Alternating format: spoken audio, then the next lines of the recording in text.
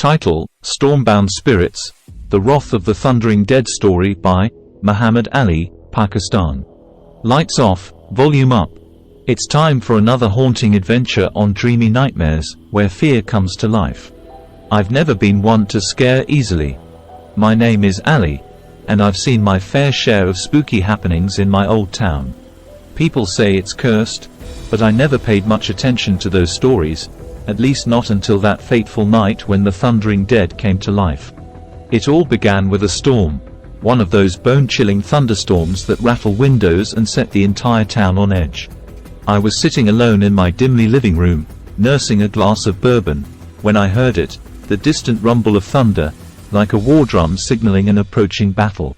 I should have known then that something was amiss, but I brushed it off as just another storm. As the rain began to pour, the pattering against my windows grew louder, almost like 1,000 bony fingers tapping on the glass. Then came the lightning. Bright and blinding, it illuminated the room like a macabre disco, casting eerie shadows on the walls. And in those fleeting moments of light, I saw them, the outlines of skeletal figures, standing at the edge of the woods that bordered my property. I blinked, thinking my eyes were playing tricks on me. But when the lightning flashed again, they were still there, closer this time, their empty eye sockets fixed on me. Dread knotted in my stomach as I realized these were no ordinary phantoms. They were the thundering dead. The legends in this town spoke of souls cursed to wander the earth, seeking revenge for wrongs done to them in life. And now, they were here, on my doorstep. I rushed to lock all the doors and windows, hoping to keep them out. But the storm raged on, and with each thunderclap, the specters drew nearer. I could hear their bone-chilling moans, like the mournful wails of the damned.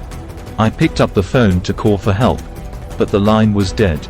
Panic set in, and I knew I was on my own.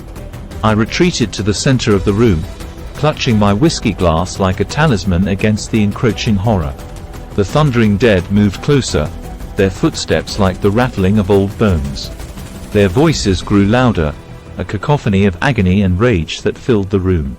I felt their presence pressing in on me, suffocating, like the air before a storm. As they drew nearer, I could make out their grotesque features, their fleshless faces twisted in pain, their bony fingers reaching out as if to claim me. I had never felt such terror in all my life, and I knew that I was about to become one of their victims. But just as I was about to succumb to despair, a thought struck me. The legends spoke of a way to appease the thundering dead, a way to free them from their torment. It involved finding the object that bound them to this world and returning it to its resting place. With the ghosts inching closer, I had no choice but to act. I grabbed a lantern and ventured out into the storm, the rain soaking me to the bone. I stumbled through the woods, guided only by flashes of lightning and the distant moans of the spirits. And then, I saw it, a weathered, ancient tome, lying amidst a circle of stones. It pulsed with an otherworldly energy, and I knew it was the key to ending this nightmare. With trembling hands, I picked it up and flipped through its pages until I found the ritual that would release the thundering dead. The words were in a language I couldn't understand, but I recited them with all the conviction I could muster. The rain beat down on me, mixing with my sweat and tears, as I spoke the incantation.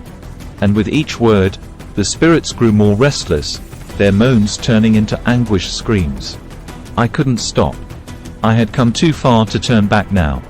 And then, with a final, thunderous crash of lightning, the spirits were gone. The storm dissipated, and I was left standing alone in the dark woods.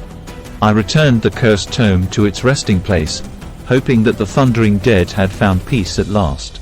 As I made my way back to the safety of my home, I couldn't help but wonder if the legends were true, if the spirits I had encountered that night were truly at rest.